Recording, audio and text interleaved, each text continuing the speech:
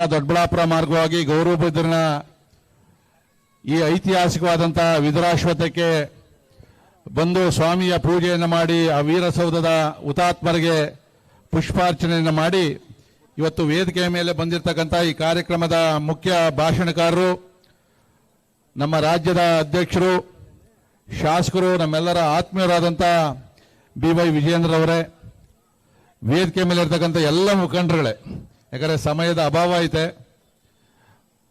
ತಾವು ಕೂಡ ಬೆಳಗ್ಗೆ 2 ಗಂಟೆಯಿಂದ ಕೂಡ ಇಲ್ಲಿ ಇದ್ದೀರಿ. ತಾವೆಲ್ಲ ಕೂಡ ಬಂಧುಗಳೇ, ದೇಶಕ್ಕೆ ಸ್ವಾತಂತ್ರ್ಯ 1947 ಆಗಸ್ಟ್ 14ರ ಮಧ್ಯರಾತ್ರಿ ನಮ್ಮ ದೇಶಕ್ಕೆ ಬಂತು. ನಾವೆಲ್ಲ ಮಲಗಿದ್ದಾಗ ಬಂತು. ಅದೇ ಸಂದರ್ಭದಲ್ಲಿ ನಾವು ಅನ್ಕೊಂಡಿರ್ತಕ್ಕಂಥ ಸ್ವಾತಂತ್ರ್ಯ ಬಂತ ಅಂತಕ್ಕಂಥದ್ದೇ ಒಂದು ಪ್ರಶ್ನೆ. ಈ ದೇಶಕ್ಕೆ ಪ್ರಾಣಾರ್ಪಣೆಯನ್ನು ಮಾಡಿದಂಥ, ಈ ದೇಶಕ್ಕೆ ಯಾವ ರೀತಿ ಸ್ವಾತಂತ್ರ್ಯ ಬರಬೇಕು ಅಂತೇಳಿ ಹೋರಾಟವನ್ನು ಮಾಡಿದಂಥ ಆ ಹೋರಾಟಗಾರರ ಆತ್ಮಕ್ಕೆ ತೃಪ್ತಿಯಾಗೋ ರೀತಿಯಲ್ಲಿ ನಮ್ಮ ದೇಶಕ್ಕೆ ಸ್ವಾತಂತ್ರ್ಯ ಬನ್ನೋದು ಬಹಳ ಪ್ರಮುಖವಾಗಿರ್ತಕ್ಕಂಥದ್ದು. ಇವತ್ತು ವಿದುರಾಶ್ವತ್ಥ ಬಹಳಷ್ಟು ಜನ ಗೊತ್ತಿರ್ತಕ್ಕಂಥದ್ದು ಅಶ್ವತ್ಥ ನಾರಾಯಣ ಇಲ್ಲಿರ್ತಕ್ಕಂಥದ್ದು, ವಿದುರಾಶ್ವತ್ಥ ನಾಗರಿಕಲ್ಲಿರ್ತಕ್ಕಂಥ ಅನ್ನೋದೇ ಬೆಂಗಳೂರು ಕಡೆಯವರಿಗೆಲ್ಲ ಗೊತ್ತಿರ್ತಕ್ಕಂಥದ್ದು. ಆದರೆ ಅದಕ್ಕಿಂತ ಪ್ರಸಿದ್ಧವಾದಂಥ 2ನೇ ಜಲಿಯನ್ ವಾಲಾ ಭಾಗದ ರೀತಿಯಾದಂಥ ದುರಂತ ಇಲ್ಲಿ ಏನು ನಡೀತು, ಆ ಒಂದು ಘಟನೆ ಬಹಳಷ್ಟು ಜನಕ್ಕೆ ಇನ್ನೂ ನೆನಪಾಗಿಲ್ಲ. ಇವತ್ತು ನಮ್ಮ ರಾಜ್ಯದಲ್ಲಿ 9 ಕಡೆ ಎಲ್ಲೆಲ್ಲಿ ದೇಶಕ್ಕಾಗಿ ಹೋರಾಟವನ್ನು ಮಾಡಿದಂಥ ಸ್ವಾತಂತ್ರ್ಯ ಹೋರಾಟಗಾರರು ಹುತಾತ್ಮರಾಗಿದ್ರು, ಆ ಎಲ್ಲ ಜಾಗಗಳು ಕೂಡ 9 ಕಡೆ ನಮ್ಮ ಮುಖಂಡರು ಹೋಗ್ತಾ ಇದ್ದಾರೆ. ಪ್ರಮುಖವಾಗಿ ಇವತ್ತು ಏನು ಈ ಜಾಗದಲ್ಲಿ 33 ಜನ ಆ ಪೊಲೀಸರ ಗುಂಡೇಟಿಗೆ ಬಲಿಯಾದಂಥ ಹುತಾತ್ಮರ ಜಾಗಕ್ಕೆ ನಾವು ಇವತ್ತೆಲ್ಲ ಕೂಡ ಭೇಟಿಯನ್ನು ಕೊಟ್ಟಿರ್ತಕ್ಕಂಥದ್ದು. 1938ರಲ್ಲಿ ಆಗಿರ್ತಕ್ಕಂಥ ಆ ಹುತಾತ್ಮರನ್ನ ಇವತ್ತು ಕೂಡ ನಾವು ಯಾಕೆ ನೆನೆಸ್ಕೊಂತೀವಿ ಅಂತಂದ್ರೆ, ಅವರು ಈ ದೇಶಕ್ಕೆ ಹೋಗಿ ಹೋರಾಟ ಮಾಡಿರ್ತಕ್ಕಂಥವ್ರು. 1919ರಲ್ಲಿ ಜಲಿಯನ್ ವಾಲಾ ಭಾಗದಲ್ಲಿ ಮೊದಲನೇ ಘಟನೆ ನಡೀತದೆ.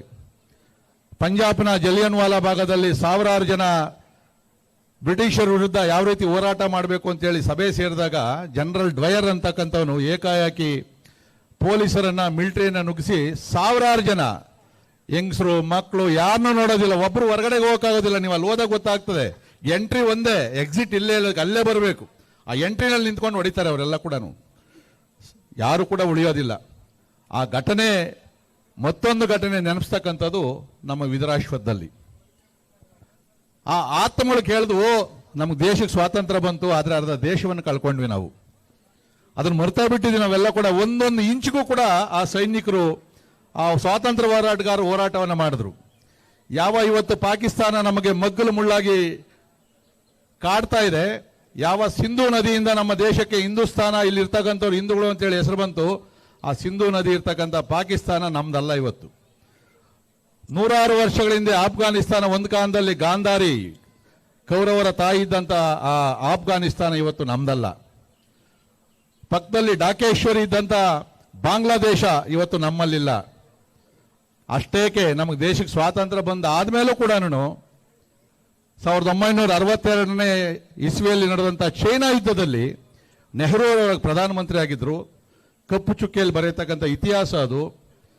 ನಾವೆಲ್ಲ ಕೂಡ ಈಶ್ವರನನ್ನ ಪೂಜೆ ಮಾಡ್ತೀವಿ. ಆ ಈಶ್ವರನ ವಾಸಸ್ಥಾನ ಕೈಲಾಸ ಪರ್ವತ, ತಾಯಿ ಪಾರ್ವತಿ ಸ್ನಾನ ಮಾಡ್ತಾ ಇದ್ದಂಥ ನದಿ ಮಾನಸ ಸರೋವರ, ಎರಡೂ ಕೂಡ ನಮ್ಮ ದೇಶದಲ್ಲಿ ಇವತ್ತಿಲ್ಲ. ಈ ದೇಶಕ್ಕಾಗಿ ಹೋರಾಟ ಮಾಡಿದಂಥ ಹುತಾತ್ಮರ ಆತ್ಮಗಳು ಇವತ್ತು ಸಂತೋಷ ಪಡ್ತಾ ಇಲ್ಲ. ಇದಕ್ಕೆಲ್ಲ ಕಾರಣ ಬೇರೆ ಬೇರೆ 100 ಕಾರಣಗಳಿದೆ.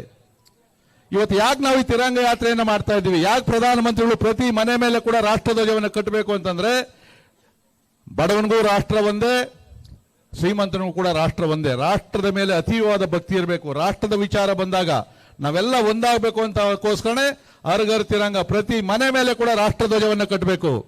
ದೇಶಭಕ್ತಿಯನ್ನು ನಾವು ಪ್ರಚಾರಪಡಿಸಬೇಕು. ಆಗ ಮಾತ್ರ ಹೋರಾಟಗಾರರಿಗೆ ಆ ಸ್ವಾತಂತ್ರ್ಯ ಯಾರು ಬಲಿದಾನವನ್ನು ಮಾಡಿದ್ರು, ಸಣ್ಣ ಮಕ್ಕಳ್ರಿ, 5 ವರ್ಷ 10 ವರ್ಷದಿಂದ ಹಿಡಿದು ವಯೋವೃದ್ಧರವರೆಗೂ ಕೂಡ ಈ ದೇಶಕ್ಕೆ ಏನೂ ಕೇಳದೆ ಪ್ರಾಣವನ್ನು ಕೊಟ್ಟಿರ್ತಕ್ಕಂಥವ್ರು. ಅವ್ರು ಯಾವುದೇ ಅಧಿಕಾರ ಅನುಭವಿಸಲಿಲ್ಲ. ಅವ್ರ ಹೆಸರು ಹೇಳಿದವರು ಇವತ್ತವರು ಅಧಿಕಾರ ಅನುಭವಿಸ್ಕೊಂಡು ಮುಂದುವರ್ಕೊಂಡು ಹೋಗ್ತಾ ಇದ್ದಾರೆ.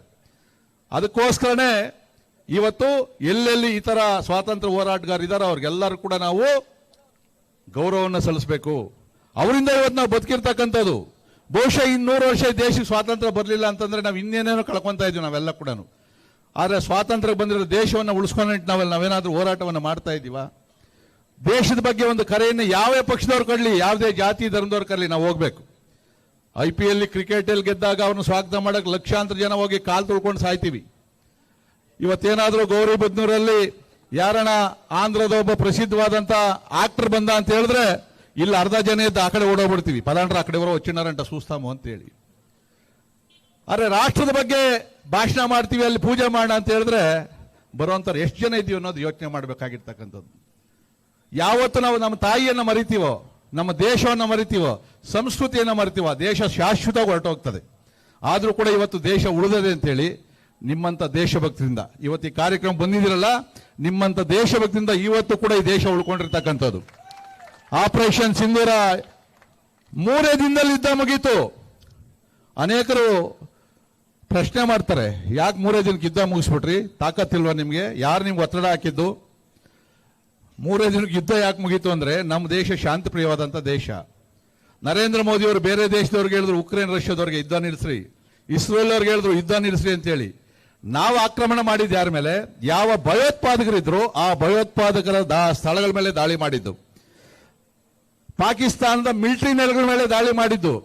ಮುಂದುವರೆದ ದಾಳಿ ಯಾರ ಮೇಲೆ ಮಾಡಬೇಕಾಗಿತ್ತು? ನಾಗರಿಕರ ಮೇಲೆ ಮಾಡಬೇಕಾಗಿತ್ತು. ಅಷ್ಟಕ್ಕೆ ಅವ್ರು ಪಾಕಿಸ್ತಾನದವ್ರು 3 ದಿನಕ್ಕೆ ಸುಸ್ತಾಗಿದ್ರು. ಸಾಕ್ಷ್ಯ ಕೇಳ್ತಾರೆ, ಎಷ್ಟು ಜನ ಸೈನಿಕರು ನಮ್ಮ ಕಡೆ ಸತ್ರು ಅಂತ. ಅವ್ರ ಕಡೆ ಸತ್ತಿರೋದು ಕೇಳ್ರಿ ಅಂದ್ರೆ ನಮ್ಮ ಸೈನಿಕರು ಎಷ್ಟು ಜನ ಸತ್ತವ್ರೆ ಅಂತಾರೆ. ಆ ಕಡೆ ಎಷ್ಟು ಪ್ಲೇಟ್ ಬಿದ್ದವೆ ಕೇಳ್ರಿ ಅಂದ್ರೆ ನಮ್ಮ ಕಡೆ ಎಷ್ಟು ಪ್ಲೇಟ್ ಬಿದ್ದವೆ ಅಂತ ಕೇಳುವಂತ ಜನ ಅವ್ರೆ ಇವತ್ತು. ಆ ಭಯೋತ್ಪಾದಕರು ಪಾಕಿಸ್ತಾನದವ್ರು ಅನ್ನೋದಕ್ಕೆ ಏನ್ ಗ್ಯಾರಂಟಿ ಅಂತ ಹೇಳಿ ಯಾರು ಮಾತಾಡ್ತಾ ಇರೋದು? ಪಾಕಿಸ್ತಾನದವರಲ್ಲ, ನಮ್ಮ ದೇಶದಲ್ಲಿ ಇರ್ತಕ್ಕಂಥವ್ರು. ಅದು ನಮ್ಮ ದುರ್ದೈವ, ಅದು ನಮ್ಮ ದೇಶದ ದುರ್ದೈವ. ಅದರದೆಲ್ಲ ಕೂಡ ಸಾಕ್ಷಿ ಕೊಡಬೇಕು. ನಾವಿವತ್ತು ವಿಧುರಾಶ್ವತ್ ಬಂದಿದ್ವಿ ಅನ್ಕೊಳ್ರಿ, ಇಲ್ಲಿ 33 ಜನ ಸತ್ತವ್ರೆ ಅನ್ನೋದಕ್ಕೆ ಸಾಕ್ಷಿ ಏನು?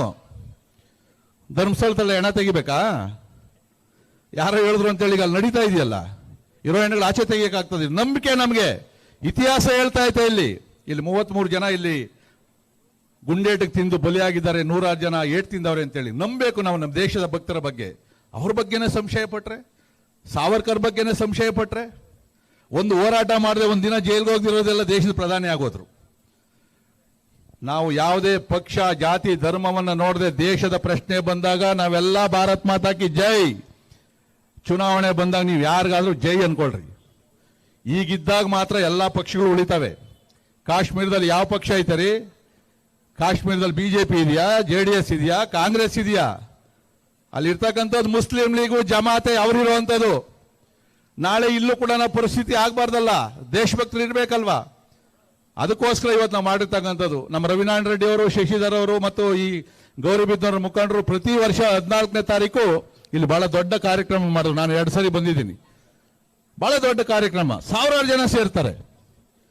ಇವತ್ತು 12ನೇ ತಾರೀಕು 3 ದಿನಗಳ ಮೊದಲು ಈ ಕಾರ್ಯಕ್ರಮ ಬಂದಿದ್ದೀವಿ ಬಂಧುಗಳೇ. ಉಳಿಕೆ ವಿಚಾರಗಳನ್ನ ನಮ್ಮ ಅಧ್ಯಕ್ಷರು ಮಾತಾಡ್ತಾರೆ. ಯಾಕಂದ್ರೆ ಎಷ್ಟು ಮಾತಾಡಿದ್ರು ಕೂಡ ನಮ್ಮ ದೇಶದ ಇತಿಹಾಸವನ್ನು ಹೇಳಕ್ಕಾಗಲ್ಲ. ಯಾಕಂದ್ರೆ 1000 ವರ್ಷ ಗುಲಾಮರಾಗಿದ್ದವ್ರು ನಾವು. 800 ವರ್ಷ ಸುಲ್ತಾನರು, 200 ವರ್ಷ ಬ್ರಿಟಿಷರು. ನಮ್ಮ ದೇಶದಲ್ಲಿದ್ದಂಥ ವಜ್ರ ವೈಡೂರ್ಯ ಬಂಗಾರ ನೀವು ಲೆಕ್ಕ ಹಾಕಕ್ಕಾಗಲ್ಲ, ಅಷ್ಟು ಲೂಟಿ ಮಾಡ್ಕೊಂಡು ಹೋದ್ರು. ಆದ್ರೂ ಇವತ್ತು ಅನಂತ ಪದ್ಮನಾಭ ಸ್ವಾಮಿ ದೇವಸ್ಥಾನದಲ್ಲಿ ಲಕ್ಷಗಟ್ಟಲೆ ದುಡ್ಡು ಐತೆ, ಈಗಲೂ ದೇವಸ್ಥಾನದಲ್ಲಿ ಐತೆ.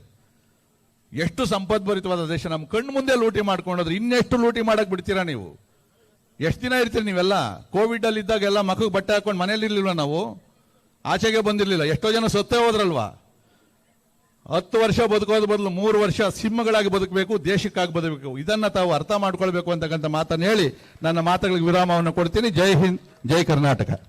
ಸನ್ಮಾನ್ಯ ನಮ್ಮ ರಾಜ್ಯ ಅಧ್ಯಕ್ಷರಾದಂಥ BY ವಿಜಯೇಂದ್ರ ಅವರು ಈಗ ತಮ್ಮನ್ನೆಲ್ಲ ಕುರಿತು ಮಾತಾಡ್ತಾರೆ.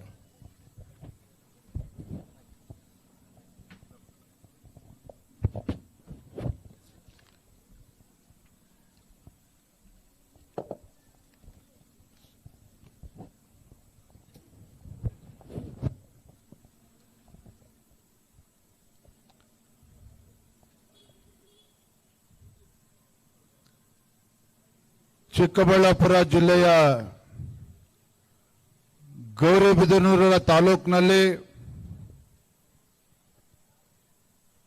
ವಿಧುರಾಶ್ವತ್ಥ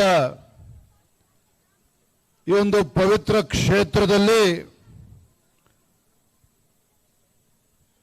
ಭಾರತೀಯ ಜನತಾ ಪಾರ್ಟಿ ನೇತೃತ್ವದಲ್ಲಿ ಒಂದು ತಿರಂಗ ಯಾತ್ರಾ ವೇದಿಕೆ ಮೇಲೆ ಆಸೀನರಾಗಿರ್ತಕ್ಕಂಥ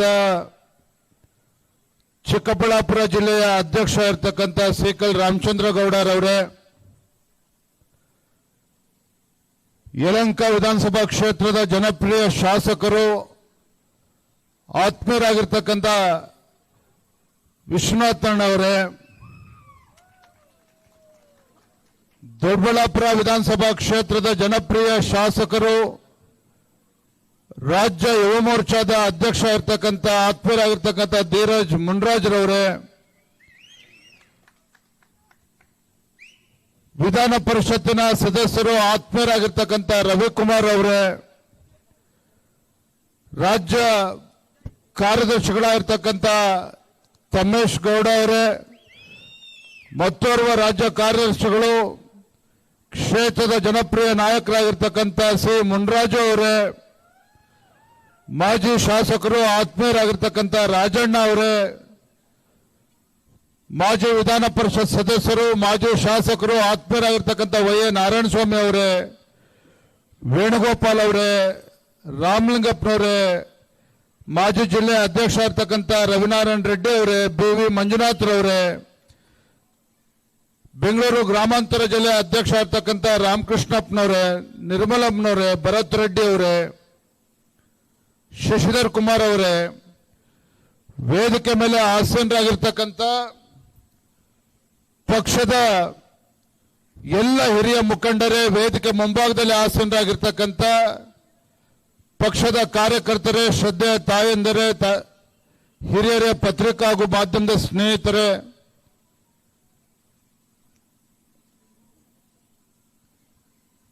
ಇವತ್ತು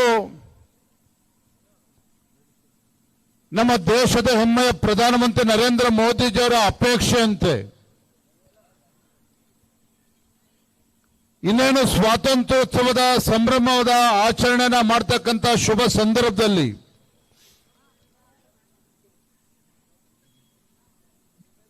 ಭಾರತೀಯ ಜನತಾ ಪಾರ್ಟಿಯಿಂದ ಈ ದೇಶದಲ್ಲಿ, ರಾಜ್ಯದ ಎಲ್ಲ ಜಿಲ್ಲೆಗಳಲ್ಲಿ, ಪ್ರತಿಯೊಂದು ತಾಲೂಕಿನಲ್ಲಿ, ಪ್ರತಿಯೊಂದು ಗ್ರಾಮದಲ್ಲೂ ಸಹ ಪ್ರತಿಯೊಬ್ಬ ಸ್ವಾಭಿಮಾನ ಭಾರತೀಯನು ಕೂಡ ತಿರಂಗ ಯಾತ್ರೆಯಲ್ಲಿ ಭಾಗವಹಿಸಬೇಕು, ಪಾಲ್ಗೊಳ್ಳಬೇಕು.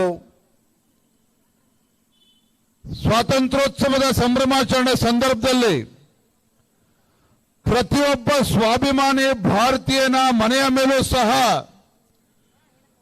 ಭಾರತದ ತ್ರಿವರ್ಣ ಧ್ವಜ ರಾರಾಜಿಸಬೇಕು. ಅದರ ಮುಖೇನ ಈ ದೇಶದ ಪ್ರತಿಯೊಬ್ಬ ಸ್ವಾಭಿಮಾನ ಭಾರತೀಯನ ರಕ್ತದ ಕಣಕಣದಲ್ಲೂ ಸಹ ದೇಶ ಪ್ರೇಮ ಪ್ರಜ್ವಲಿಸಬೇಕು ಅಂತ ಹೇಳಿ ಪ್ರಧಾನಮಂತ್ರಿ ನರೇಂದ್ರ ಮೋದಿಜಿಯವರ ಅಪೇಕ್ಷೆಯಂತೆ ಇವತ್ತು ತಿರಂಗ ಯಾತ್ರೆಯನ್ನು ಕೂಡ ಇವತ್ತು ಇಲ್ಲಿಗೆ ಬಂದು ತಲುಪಿದೆ. ಬಂಧುಗಳೇ, ಇಡೀ ದೇಶದಲ್ಲಿ ಇವತ್ತು ದೇಶ ಮೊದಲು ಅಂತಕ್ಕಂಥ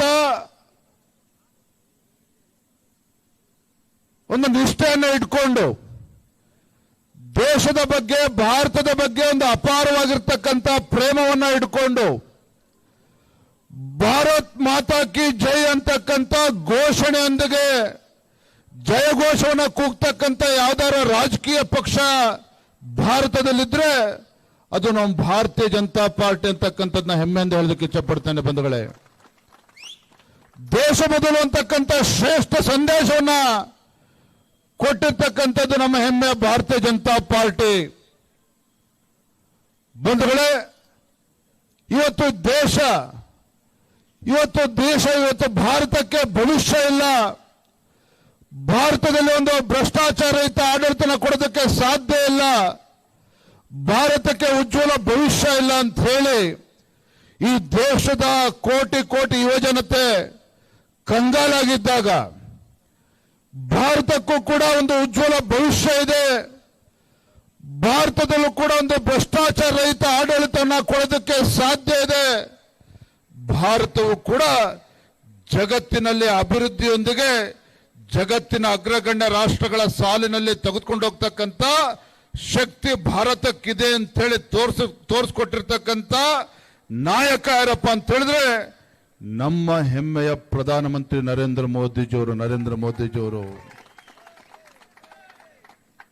ಬಂಧುಗಳ ಹಿಂದೆ ಸ್ವಾತಂತ್ರ್ಯ ದಿನಾಚರಣೆ ನಮ್ಮ ಅಧ್ಯಕ್ಷ ಹೇಳಿದಾಗ ಕೇವಲ ಸರ್ಕಾರಿ ಕಚೇರಿಗಳಲ್ಲಿ ಶಾಲಾ ಕಾಲೇಜುಗಳಲ್ಲಿ ಮಾತ್ರ ತ್ರಿವರ್ಣ ಧ್ವಜವನ್ನು ಹಾರಿಸಿ ಸಂಭ್ರಮಾಚರಣೆಯನ್ನ ಮಾಡ್ತಾ ಇದ್ವಿ.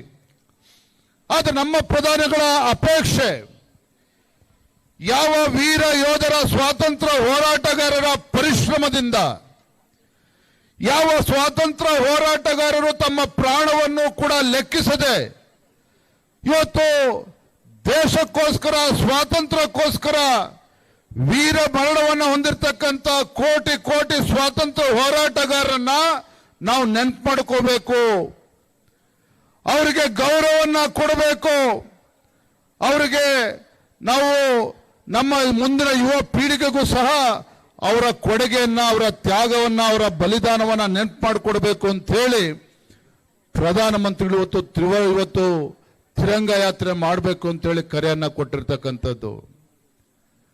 ನಾನು ಇರ್ತಕ್ಕಂಥ ಪ್ರತಿಯೊಬ್ಬ ಸ್ವಾಭಿಮಾನಿ ಭಾರತೀಯನಿಗೂ ಕೂಡ ಸಂದರ್ಭ ಹೇಳ್ತಕ್ಕಂಥದ್ದು, ನಾಳೆಯಿಂದ ಇವತ್ತಾಗಲೇ ದೇಶದ ಮೂಲೆ ಮೂಲೆಗಳಲ್ಲಿ ಪ್ರಾರಂಭ ಆಗಿದೆ. ಇದರಲ್ಲಿ ಯಾವುದೋ ಒಂದು ಮತ್ತೊಂದು ರಾಜಕೀಯ ಪಕ್ಷಕ್ಕೆ ಸೀಮಿತ ಆಗಿರ್ತಕ್ಕಂಥದ್ದಲ್ಲ. ದೇಶದ ಪ್ರತಿಯೊಬ್ಬ ಸ್ವಾಭಿಮಾನ ಭಾರತೀಯನ ಮನೆ ಮೇಲೆ ನಾಳೆಯಿಂದನೇ ಬೆಳಗ್ಗೆ ತ್ರಿವರ್ಣ ಧ್ವಜ ಹಾರಿಸ್ತಕ್ಕಂಥ ಕೆಲಸವನ್ನ ಮಾಡಬೇಕು. ನಮ್ಮ ಮನೆ ಮೇಲೂ ಕೂಡ ತ್ರಿವರ್ಣ ಧ್ವಜ ಹಾರಬೇಕು, ನಮ್ಮ ಅಕ್ಕಪಕ್ಕ ಮನೆಯಲ್ಲೂ ಕೂಡ ತ್ರಿವರ್ಣ ಧ್ವಜ ರಾರಾಜಿಸಬೇಕು. ಆ ನಿಟ್ಟಿನಲ್ಲಿ ನಮ್ಮ ಕಾರ್ಯಕರ್ತರೆಲ್ಲರೂ ಕೂಡ ಈ ನಿಟ್ಟಿನಲ್ಲಿ ಕಾರ್ಯಪ್ರವೃತ್ತರಾಗಬೇಕು ಅಂತೇಳಿ ಸಂದರ್ಭ ಹೇಳೋದಕ್ಕೆ ಇಚ್ಛಪಡ್ತೇನೆ. ಬಂಧುಗಳೇ, ನಾನು ನಮ್ಮ ವಿಶ್ವನಾಥಣ್ಣವರು, ರವಿಕುಮಾರ್ ಅವರು, ನಮ್ಮೆಲ್ಲ ಪಕ್ಷದ ಮುಖಂಡರು ಇವತ್ತು ನಾವು ಆಯ್ಕೆ ಮಾಡಿಕೊಂಡಿರ್ತಕ್ಕಂಥ ಜಾಗ ಯಾವುದು?